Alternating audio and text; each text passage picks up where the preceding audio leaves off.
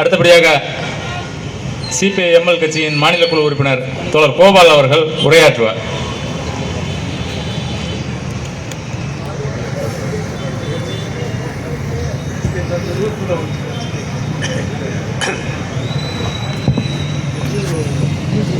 CPI ML கட்சியின் ஸ்ரீபெரும்புதூர் சட்டமன்ற தொகுதி தேர்தல் பிரச்சார இந்த பொதுக்கூட்டத்தினுடைய தலைவர்கள் தோழர்கள் எஸ் ராஜகுரு ராஜேஷ் அவர்களே,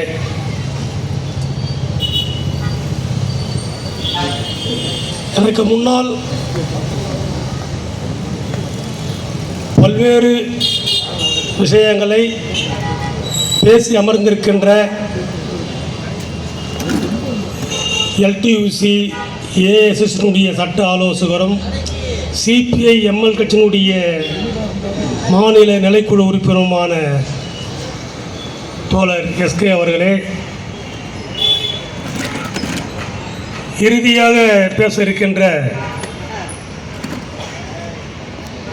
சிபிஐஎம்எல் கட்சியினுடைய மாநில நிலைக்குழு உறுப்பினர் தோழர் இரணையப்பன் அவர்களே, மேடையிலே பல்வேறு தொழிற்சாலைகளில் இருந்து ஆதரவை தெரிவித்து பரப்புரை செய்திருக்கின்ற பல்வேறு தொழிற்சங்க தலைவர்களே, பல்வேறு தொழிற்சாலைகளிலிருந்து இந்த பரப்புரை கூட்டத்தில் பங்கெடுத்து இந்த கூட்டத்தை சிறப்பித்துக் கொண்டிருக்கின்ற தொழிலாளர் தோழர்களே, ஸ்ரீபெரும்புதூர் பகுதி வாழ் பொதுமக்களே, உங்கள் அத்துணை பேருக்கும் இந்திய கம்யூனிஸ்ட் கட்சி மார்க்சிஸ்ட் லெனினிஸ்ட் விடுதலையின் சார்பாக என்னுடைய புரட்சிகரமான வணக்கத்தையும் வாழ்த்துக்களையும் தெரிவித்துக் கொள்கின்றேன். தோழர்களே, நம்முடைய வேட்பாளர், தொழிலாளர்களுடைய வேட்பாளர், சிபிஐஎம்எல் கட்சியினுடைய வேட்பாளர் தோழர் மு தமிழரசன் அவர்கள். நம்முடைய சின்னம் தொழிலாளர்களுடைய சின்னம், தொழிலாளர்களுடைய உரிமை நலனுக்காக குரல் கொடுக்கக்கூடிய சின்னம் 3 நட்சத்திர கொடி சின்னம். இந்த சின்னத்திற்கு வாக்கு கேட்டு பரப்புரை செய்கின்ற, பிரச்சாரம் செய்கின்ற இந்த பொதுக்கூட்டம், இந்த கூட்டத்திலே ஒரு சில தகவல்களை மட்டும் நான் பேசலாம் நினைக்கிறேன். தேர்தல் தமிழகத்திலே தேர்தல் சூடு பிடித்து இன்னும் ஓரிரு நாட்களிலே சூடு தணிக்கி இருக்கின்றது. கடந்த 2-3 மாதங்களாக எந்த கட்சி எந்த கூட்டணியுடைய போவும், யார் யாரோடு சேருவார்கள் போன்ற சீட்டு கூட்டு போன்ற பேரங்கள் எல்லாம் முடிந்து தேர்தல் பரப்புரையும் உச்சக்கட்டத்தை அடைந்திருக்கக்கூடிய இந்த சூழ்நிலையிலே 234 தொகுதிகளிலும் தமிழகத்தில் இருக்கக்கூடிய அரசியல் கட்சிகள் வேட்பாளர் நிறுத்தியிருக்கிறார்கள். திராவிட முன்னேற்ற கழக தலைமையிலே ஒரு கூட்டணி, அதிமுக பாஜக பாமக தலைமையிலான ஒரு கூட்டணி, நாம் தமிழர் கட்சி தனித்து போட்டியிடுகிறது. புதியதாக தொடங்கப்பட்டிருக்கின்ற டிவிகே தனித்து போட்டியிடுகிறது. திமுக கூட்டணியிலே இடம்பெற்றிருக்கின்ற இடதுசாரிகள் என்று சொல்லக்கூடிய சிபிஐ 5 தொகுதியிலே போட்டியிடுகிறது. சிபிஎம் 5 தொகுதியிலே போட்டியிடுகிறது. ஆனால் இடதுசாரி கூட்டமைப்பில் இருக்கக்கூடிய சிபிஐஎம்எல் கட்சி மட்டும் தமிழகத்திலே 13 தொகுதிகளிலே தனித்து போட்டியிடுகின்றோம், ஸ்ரீபெரும்புதூர் தொகுதி உட்பட. ஆனால் அனைத்து வேட்பாளர்களும் சீட்டெல்லாம் பிரித்துக் கொண்டார்கள், தொகுதிகளை பங்கிட்டுக் கொண்டார்கள். அனைவரும் வேட்பு மனுக்களை தாக்கல் செய்தார்கள். தாக்கல் செய்கின்ற பொழுது அவர்களுடைய அசையும் அசையா சொத்துக்களை தேர்தல் ஆணையத்திடம் தெரிவிக்க வேண்டும். மறைக்கப்பட்ட சொத்துக்கள், பினாமி பேரில் இருந்த சொத்துக்கள் எல்லாம் எவ்வளவு மறைக்க முடியுமோ மறைக்கப்பட்டு விட்டது. மறைக்க முடியாத சொத்துக்களை எல்லாம் கணக்கில் காட்ட வேண்டிய சொத்துக்கள் எல்லாம் காட்டியிருக்கிறார்கள். ஒவ்வொரு வேட்பாளர்களும், ஒவ்வொரு கட்சியில் இருக்கக்கூடிய வேட்பாளர்களும் 500 கோடிக்கு மேலே, 1000 கோடிக்கு மேலே, 5000 கோடிக்கு மேலே தான் சொத்துக்களை கணக்கு காட்டியிருக்கிறார்கள். நம்முடைய வேட்பாளர் தோழர் தமிழரசனுக்கு மதர்சன் தொழிற்சாலையிலே வேலைக்கு மறுப்பு கிட்ட பிறகு அவர் தொழிற்சாலையில் வேலை கேட்டு வருவார். அங்கிருந்து பார்த்தால் உயர்நீதிமன்றம் தெரியும், அங்கே போய் பார்த்தால் இங்கே தொழிற்சாலை வாயில் தெரியும். அவர்களுக்கு கோடிகள் தெரியாது. நம்முடைய வேட்பாளர்கள் தெரிந்ததெல்லாம் தெருக்கோடி மட்டும்தான். அவர் கோடிகளை அவர் பார்த்தது கிடையாது. இதில் ஒரு நகைச்சுவை விஷயம் என்னவென்றால், நான் பார்த்தது இல்லை. திருவாரூரில் இருந்து முன்னாள் முதல்வர் கலைஞர் அவர்கள் சென்னைக்கு வருகின்ற பொழுது ரயிலிலே டிக்கெட் வாங்குவதற்கு காசு இல்லை என்று அதை பல்வேறு மேடைகளில் கொச்சையாக கூட சொல்ல பேசுவார்கள். திருட்டு ரயில் ஏறி வந்தார். அப்படி நான் சொல்ல விரும்பவில்லை. ட்ரெயினில் டிக்கெட் வாங்குவதற்கு காசு இல்லாமல் சென்னைக்கு வந்தார் கருணாநிதி என்று பிறர் பேசி நான் கேட்டிருக்கிறேன். அப்படிப்பட்ட கலைஞர் கருணாநிதி 50 ஆண்டு காலம் தமிழகத்திலே தொடர்ந்து சட்டமன்ற உறுப்பினராக இருந்திருக்கிறார். 5 முறை இந்த தமிழ்நாட்டினுடைய முதலமைச்சராக அதிகாரத்தில் இருந்திருக்கிறார். அவருடைய புதல்வன், அவருடைய மகன் மு.க. ஸ்டாலின் தேர்தல் கணக்கிலே அவர் கணக்கு தாக்கல் பண்ணுகிற பொழுது எனக்கு சொந்த கார் இல்லை என்று சொல்லியிருக்கிறார். இது எவ்வளவு பெரிய, இது நம்பக்கூடிய விஷயமா? மிகப்பெரிய முழு பூசணிக்காய சோற்றிலே மறைப்பார்கள் என்று சொல்வேன். அது மாதிரி மு.க. ஸ்டாலினுக்கு சொந்த கார்கள் என்று சொன்னால் இதை நம்ப முடியுமா? இப்படி மிகப்பெரிய இந்த தேர்தலில் நகைச்சுவை என்ன கேட்டால், மு.க. ஸ்டாலின் சொன்ன கோணி புழுக தான் நம்மளுக்கு நினைவுக்கு வருகிறது. அதோடு மட்டுமல்ல, அவர் கூட்டணி கட்சியிலே இடம்பெற்றிருக்கிற தேமுதிக அதனுடைய நிறுவன தலைவர் பொதுச் செயலாளர் பிரேமலதா விஜயகாந்த் ஸ்டாலின் உட்கார்ந்து இருக்கக்கூடிய மேடையிலேயே பேசுறார். என்ன பேசுறாரு? எங்க அண்ணன் மேல என்ன குறை சொல்ல முடியும்? தமிழ்நாட்டில் பாலியல் வன்முறைகள் நடந்து கொண்டிருக்கிறது. தமிழ்நாடு போதை கலாச்சாரமாக மாறிக்கொண்டிருக்கிறது. இதை தவிர எங்க அண்ணன் மேல என்ன குறை சொல்ல முடியும்னு கேட்கிறாரு. இதான பிரச்சனை. இந்த தமிழ்நாடு சீரழிந்து கொண்டு இருப்பதற்கு இதுதான காரணம். இதுக்கு மேல வேற என்ன காரணம் இருக்க முடியும்? இப்படி ஸ்டாலினை வைத்துக் கொண்டு அப்படி பேசுகிறார். எனக்கு என்ன வருதுன்னா, அந்த கூட்டத்தில் வரும்போது சொன்னேன், 1947 இந்த நாடு சுதந்திரம் அடைந்ததாக சொன்னார்கள். ஏறக்குறைய 79 ஆண்டுகள் கடந்து விட்டது. ஆனால் இன்றைக்கு தேர்தலில் போட்டியிடக்கூடிய ஆட்சியாளர்கள் என்ன சொல்லுகிறார்கள்? இந்த தேர்தலில் எங்களுக்கு ஒரு வாய்ப்பு கொடுத்தால் இந்த தமிழ்நாட்டை நாங்கள் மாற்றுவோம், பாலாறு தேனாறு ஓடும் ஆண்டவர்களும் கேட்கிறார்கள். 50 ஆண்டு காலம் மாறி மாறி ஆட்சி செய்த அதிமுக திமுக போன்றவர்களும் அதிகாரத்தை கேட்கிறார்கள், புதிதாக வருவதும் கேட்கிறார்கள். ஆனால் இன்றைய வரைக்கும் என்ன, இந்த நாடு நாடாக இருக்கிறதா? வேலை இல்லை, வேலைக்கேற்ற கூலி இல்லை, இங்கே பசி இருக்கிறது, பஞ்சம் இருக்கிறது, வறுமை இருக்கிறது, கொலை இருக்கிறது, கற்பழிப்பு இருக்கிறது. அனைத்தும் இந்த நாடு 75 ஆண்டுகளிலே இந்த நாடு சுடுகாடாக தான் இருக்கிறது. இன்றைக்கும் சாதிய கொடுமை இருக்கிறது. இன்றைக்கும் கிராமங்களிலே ஊரு சேரி, ஊருக்கு ஒரு சுடுகாடு, சேரிக்கு ஒரு சுடுகாடு, சேரியிலே ஒருவன் இறந்து விட்டால் ஊரு சுடுகாட்டிலே அந்த பணத்தை எடுத்து சொல்ல முடியாது என்கின்ற மிகப்பெரிய அவலங்கள் இந்த நாட்டில் இருந்து கொண்டிருக்கிறது.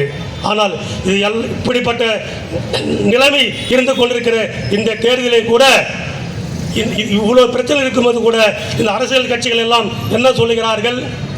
எங்களுக்கு வாக்களியுங்கள், பலமான தமிழகத்தை,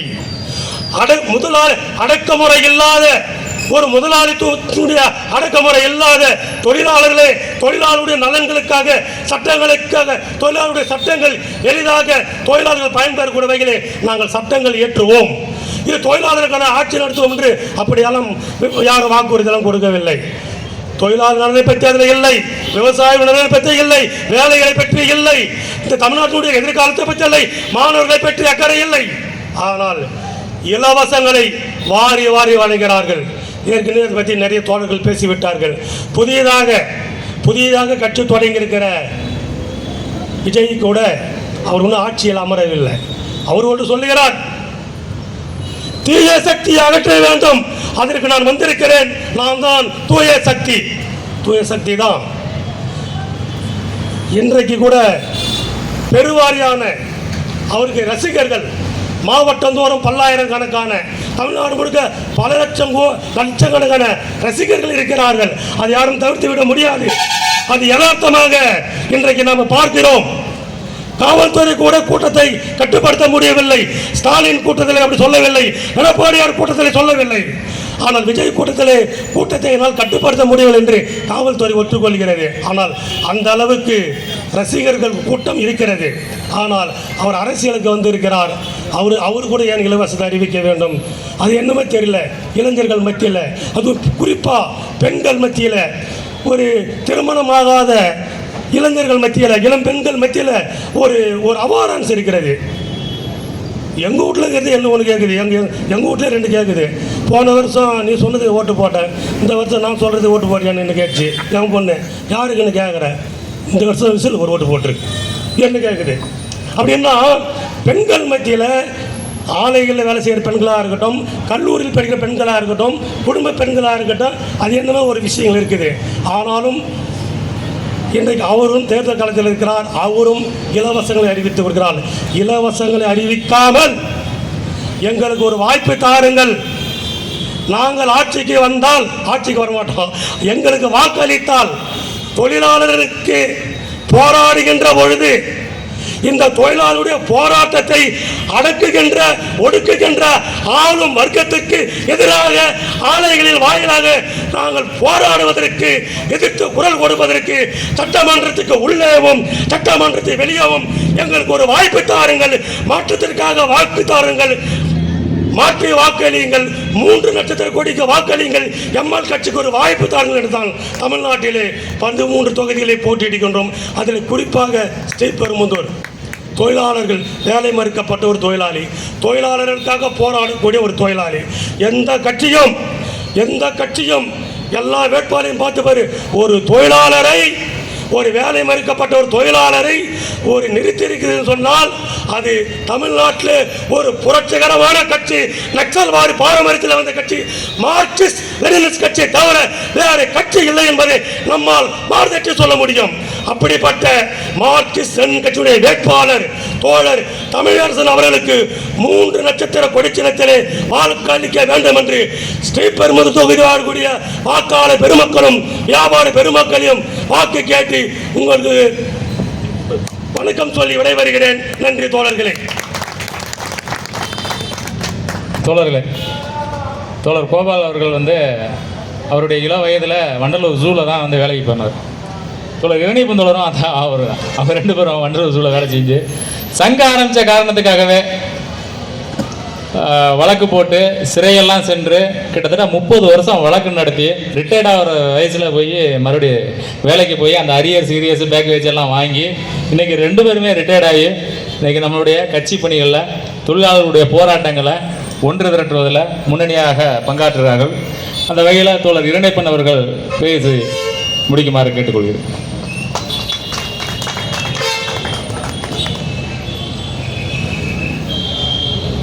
சட்டமன்ற தேர்தல் பிரச்சார பரப்புரை கூட்டத்தினுடைய தலைவர் ராஜகுரு அவர்களே, முன்னிலை வகித்துக் கொண்டிருக்க ராஜேஷ் அவர்களே, எனக்கு முன்னால் இங்கே உரையாற்றிய பல்வேறு தொழிற்சாலைகளுடைய அரங்கங்களில் வந்திருக்கிற தொழிற்சங்க தலைவர்களே, சிபிஐ எம்எல் கட்சியினுடைய நிலைக்குழு உறுப்பினர் மற்றும் ஏஐசிடியினுடைய சட்ட ஆலோசகர், எல்டிசியினுடைய ஆலோசகர் தோழர் எஸ்கே அவர்களே, எனக்கு முன்னால் பேசிய தோழர் கோபால் அவர்களே, மாநில கமிட்டி உறுப்பினர் தோழர் கோபால் அவர்களே, இந்த நிகழ்ச்சியில் பங்கேற்றிருக்கின்ற பல்வேறு தொழிற்சாலைகளிலிருந்து வருகை தந்திருக்கிற தொழிலாளர் தோழர்களே, உங்கள் அனைவருக்கும் என்னுடைய முதற்கண் வணக்கத்தை தெரிவித்துக் கொள்கின்றேன். எனக்கு முன்னால் பேசிய தோழர் சொன்னது போல தமிழக சட்டமன்ற தேர்தல் ஒரு உச்சகட்ட பிரச்சாரத்துக்கு போய் முடியும் தருவாயில் நெருங்கி கொண்டிருக்கிறது. 21ஆம் தேதி மாலை 5 மணியோடு இந்த பிரச்சாரம் நிறைவடையும். 23ஆம் தேதி நாம் எல்லாம் வாக்குச்சாவடிக்கு சென்று வாக்களிக்க வேண்டும். 5 ஆண்டுக்கு ஒரு முறை ஓட்டு போடக்கூடிய ஒரு தேர்தல் ஜனநாயகத்துக்கான போராட்டம் இது. இதனால் இன்றைக்கு 234 தொகுதிகளிலே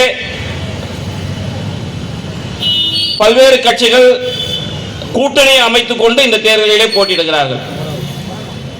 ஒரு பக்கம் திமுக கூட்டணி, அந்த கூட்டணி தன்னுடைய கூட்டணி கட்சிகளை ஒரு அமைப்பு ரீதியாக நிற்க வைத்துக் கொண்டு, மேலும் தேமுதிக என்கிற ஒரு கட்சியும் அதுக்குள் இணைத்துக் கொண்டு அவர்கள் ஒரு கூட்டணியாக நிற்கிறார்கள். அதிமுக நாடாளுமன்ற தேர்தலிலே தனித்து போட்டியிட்டு இப்ப சட்டமன்ற தேர்தலிலே பிஜேபியோடு சேர்ந்து அவர்களும் சில கட்சிகளை சேர்ந்து கொண்டு ஒரு அணியாக நிற்கிறார்கள். இன்னொரு பக்கம் நாம் தமிழர் கட்சி தொடர்ந்து தனித்தே போட்டியிடக்கூடிய கட்சி. புதிதாக வந்திருக்கின்ற விஜய் ஒரு தேர்தல் பரப்புரை துவங்கும் போதே நிறைய கூட்டங்கள், கட்டுப்படுத்த முடியல, நிறைய பேர் நெரிசலில் சிக்கி இறந்து போனாங்க என்பதை மீறி தொடர்ந்து நான் தான் முதலமைச்சர், என்னை ஏற்றுக்கொண்டு வருபவர்கள் முதலமைச்சர் என்று என்னை ஏற்று யார் எந்த கட்சி வந்தாலும் நான் ஏற்றுக்கொள்கிறேன், அவர்களுக்கு ஆட்சியில் அதிகாரத்தில் பங்கு கொடுக்கிறேன் என்று துவக்கி வைத்தார். இது ஒரு பேசும் பொருளாக கூட தமிழ்நாட்டில் மாறுச்சு. பரவாயில்லப்பா, விஜய் வந்து அவர் கட்சியில் சேர்ந்த, அவர் கூட்டணி சேர்ந்தா நமக்கு அதிகாரத்தில் பகிர்வு கொடுப்பேன் என்று சொல்லுகிறார். விடுதலை சிறுத்தைகள் ஆதரவு அறிஞர் போது விடுதலை சிறுத்தை மூலமா அந்த விஷயத்தை துவக்கினார். இப்போது டிவிகேல அதை துவங்கி இருக்கிறார். இப்ப 4 முனை போட்டி நடக்கின்றது. கம்யூனிஸ்டுகள் வழக்கம் போல் திமுக கூட்டணியிலே சிபிஎம் இருக்கிறார்கள். ஆனால் நமக்கெல்லாம் கேள்வி, ஏன்னா 234 தொகுதியில் பொதுவாக தமிழ்நாட்டு மக்கள் என்னன்னா கம்யூனிஸ்ட்னா ஏதோ திமுக கூட்டணியில் இருக்காங்க. ஆனா திமுக கூட்டணியிலும் இல்லாத ஒரு கட்சி இருக்கு, அது எம்எல் கட்சி. நம்ம கூட 35 தொகுதியில் போட்டியிடும் தான் அறிவிச்சோம். முதல் அறிவிப்பே 35 தொகுதியில் போட்டியிடும் சொன்னோம். அதுக்கப்புறம் அந்த எண்ணிக்கை குறைத்து கொண்டோம். எண்ணிக்கை குறைத்து கொண்டதுக்கு காரணம் என்னன்னா, நம்மளுக்கு வந்து ரொம்ப ரொம்ப முக்கியமானது பிஜேபி எதிர்ப்பு. அதிமுக பிஜேபி கூட்டணி தோற்கடிக்கணும் என்கின்ற விஷயம் வரும்போது நம்முடைய தொகுதி எண்ணிக்கை குறைத்து கொண்டோம். ஆனாலும் கூட 13 தொகுதிகள் வந்து அது நமக்கான தொகுதி, அதுல எந்த சமரசமும் கிடையாது. திமுக கூட்டணி எதிர்ப்போம், அதிமுக கூட்டணி எதிர்ப்போம். அந்த 4 கூட்டணி பாருங்க, தனித்தனித்து நின்னுக்கிறாரு. விஜயா இருக்கட்டும், சீமானா இருக்கட்டும், நாங்க வந்து 13 தொகுதியில நாங்க தான் ஆல்டர்னேட்டிவ், நாங்க தான் மாற்று. எங்களுக்கு அதை பத்தி கவலை இல்லை. எங்களுக்கு வந்து 13 தொகுதி எங்களுடைய தொழிலாளி வர்க்கம், எங்களுடைய அமைப்பு இருக்கக்கூடிய இடங்களில நாங்கள் போட்டியிடுகின்றோம். அதனால் 13 தொகுதிகளில் நாங்கள் தான் மாற்று.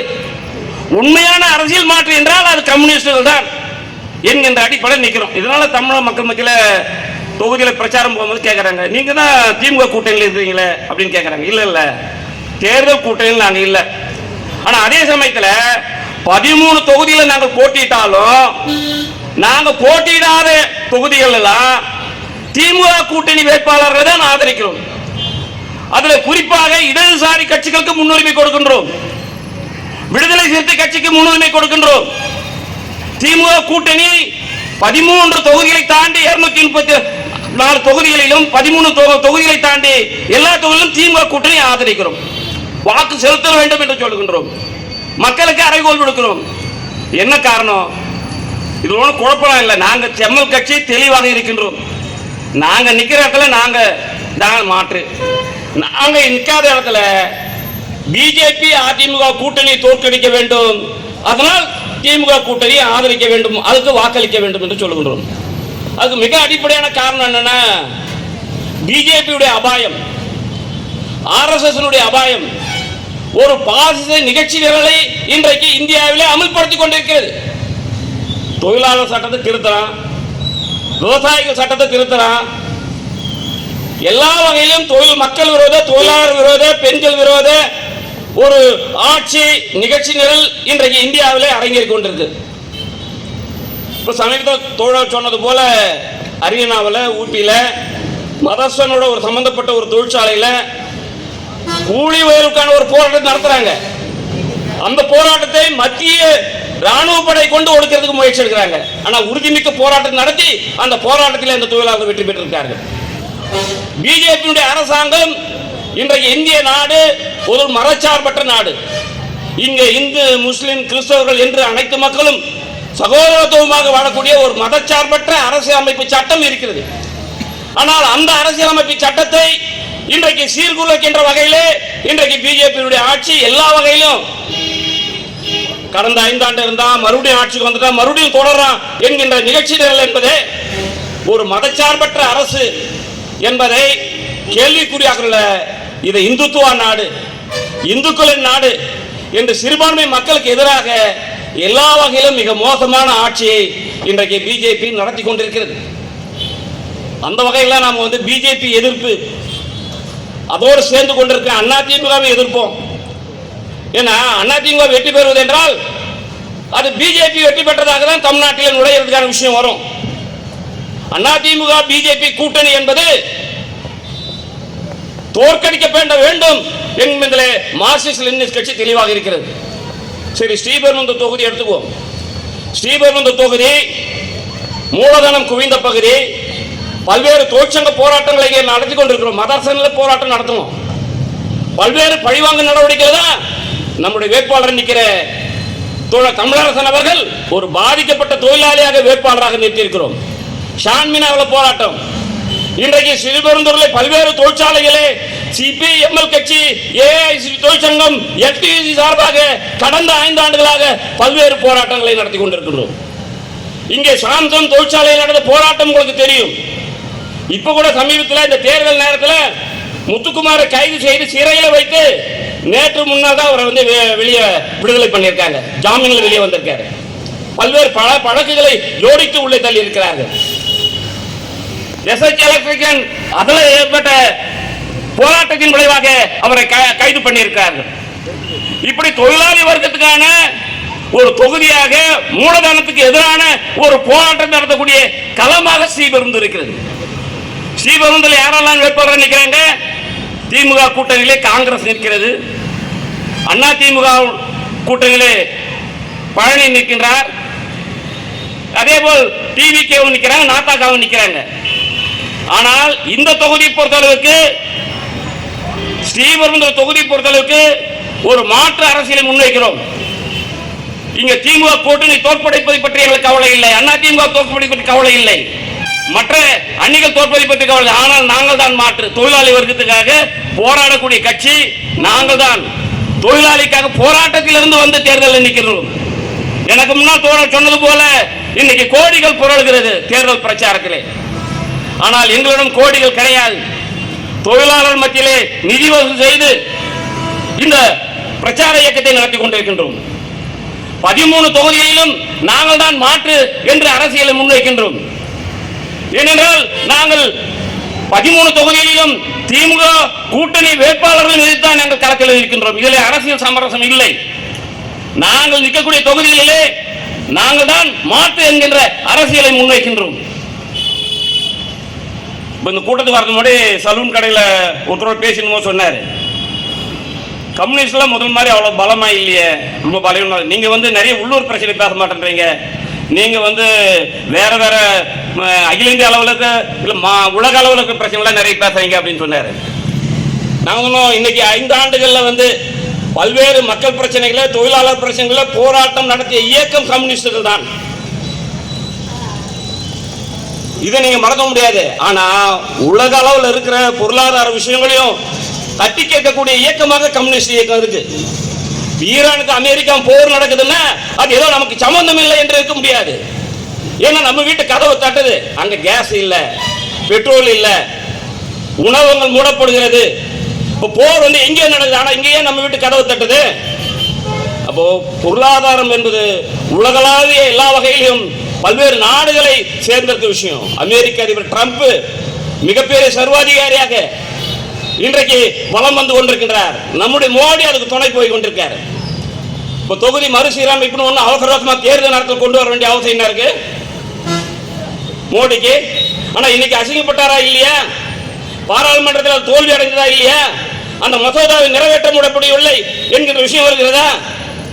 மகளிருக்கான இடஒதுக்கீடுக்காக நாங்கள் முன்வைத்தோம். ஆனால் எதிர்கட்சிகளும் சேர்ந்து அதை தோற்கடித்து விட்டார்கள் என்று சொல்ற. இவ்வளவு வருஷம் நீ ஆட்சியில் இருந்தே அந்த இடஒதுக்கீடுக்கு தனி மசோதா கொண்டு வந்து அதை நிறைவேற்ற உன்னால் முடிஞ்சதா?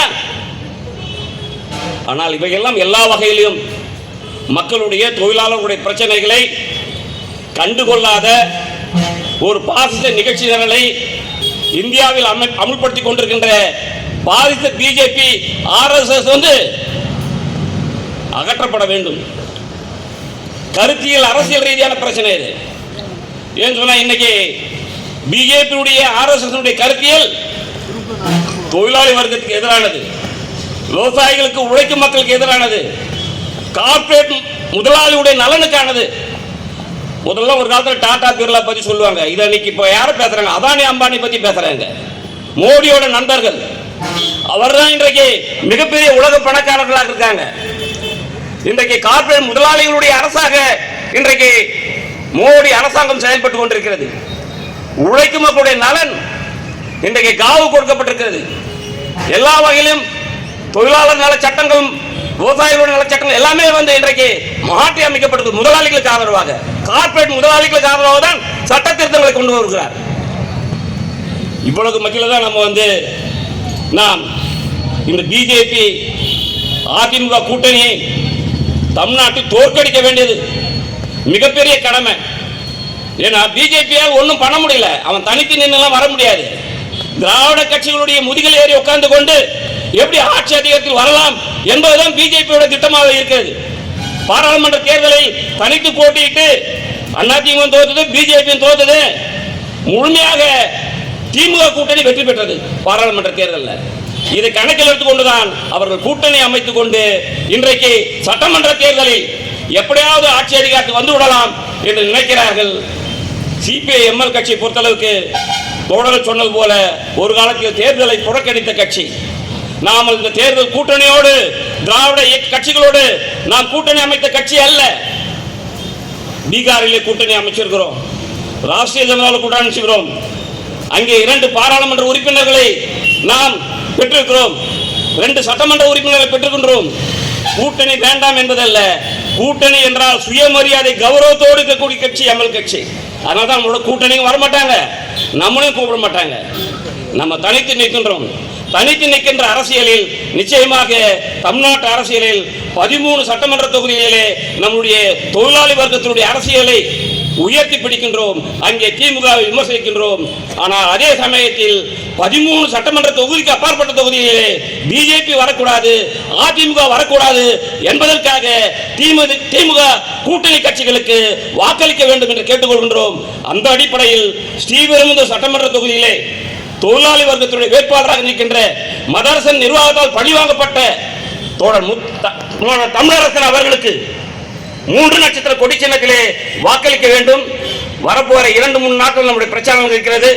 அந்த அடிப்படையில் நாம் இந்த ஸ்ரீபெரும்புதூர் சட்டமன்ற தொகுதியிலே தமிழரசன் அவர்களை 3 நட்சத்திர கொடி சின்னத்திலே வாக்களித்து வெற்றி பெற செய்யுமாறு உங்களை அன்போடு கேட்டுக்கொள்கின்றேன். நன்றி, வணக்கம்.